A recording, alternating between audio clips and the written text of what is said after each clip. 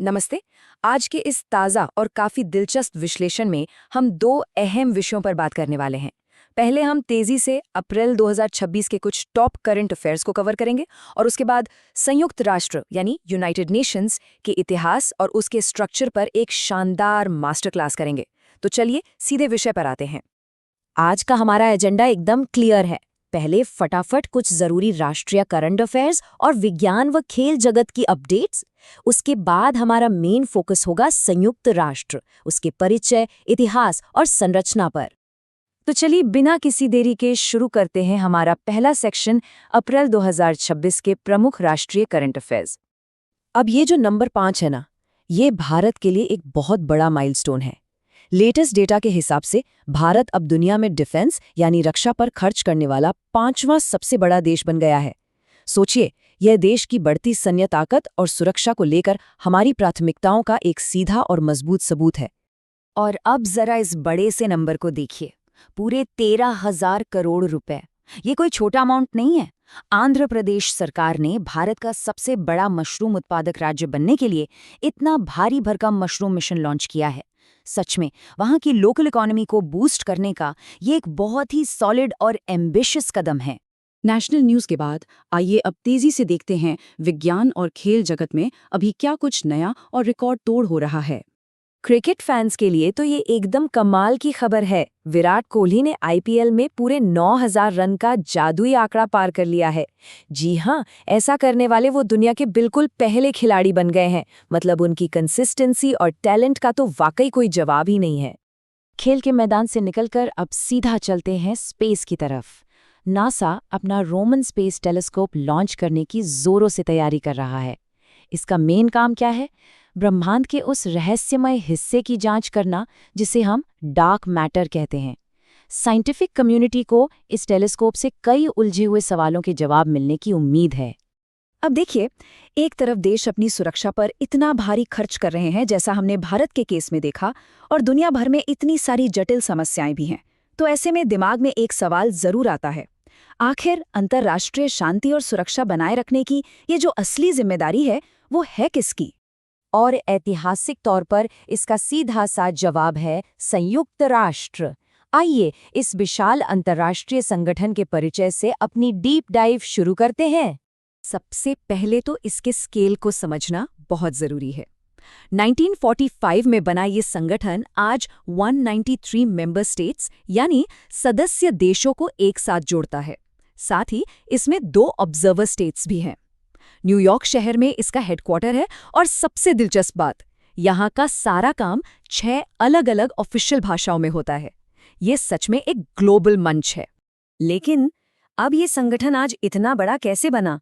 इसे पूरी तरह से समझने के लिए हमें थोड़ा पीछे इसके इतिहास में जाना होगा। उन हालातों को समझना होगा जिनमें इसका जन्म हुआ। ये टाइमलाइन बहुत ही इंटरेस्टिंग है।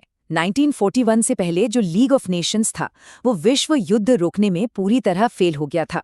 इसी भयानक नाकामी से सबक लेकर मित्र राष्ट्रों के नेताओं ने अगस्त 1941 में अटलांटिक चार्टर तैयार किया। फिर 1944 में डम्बर्टन ओक सम्मेलन में इस नए संगठन के उद्देश्य तय हुए, और आखिरकार 1945 के सैन फ्रांसिस्को सम्मेलन में इसके चार्टर को फाइनल रूप दिया गया। तो ये सब बहुत सोच समझकर किया गया था। उसी सैन फ्रांसिस्को सम्मेलन में 50 देश शामिल हुए थे, और फिर आया 24 अक्टूबर 1945 का वो ऐतिहासिक दिन। सुरक्षा परिषद के 5 स्थायी सदस्यों और बाकी कई देशों के साइन करने के बाद संयुक्त राष्ट्र आधिकारिक तौर पर वजूद में आ गया। यही कारण है कि हम हर साल 24 अक्टूबर को यूएन डे मनाते हैं। इतिहास तो हमने जान लिया, अब आइए देखते हैं कि 1945 की ये ऐतिहासिक नींव आज की तारीख में संयुक्त राष्ट्र के 6 प्रमुख अंगों के रूप में कैसे काम करती है। यहाँ आप साफ देख सकते हैं कि काम का बंटवारा कितने बेहतरीन तरीके से किया गया है। महासभा, जहाँ सभी 193 देश मिलकर चर्चा करते हैं।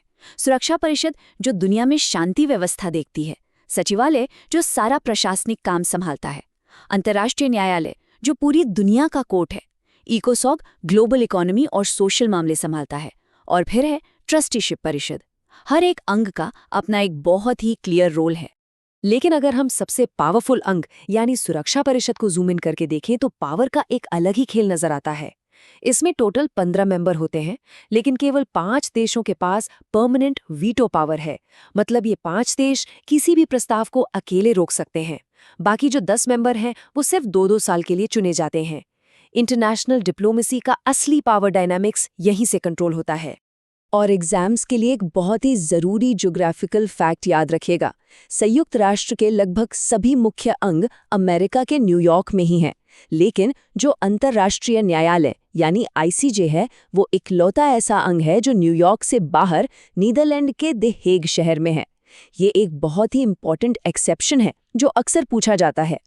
जैसे जैसे दुनिया बदली, यूएन ने भी खुद को अपडेट किया। उदाहरण के लिए, जो ट्रस्टीशिप परिषद थी, जिसका काम औपनिवेशिक क्षेत्रों की देखभाल करना था, उसने 1994 में अपना काम पूरी तरह से सस्पेंड कर दिया।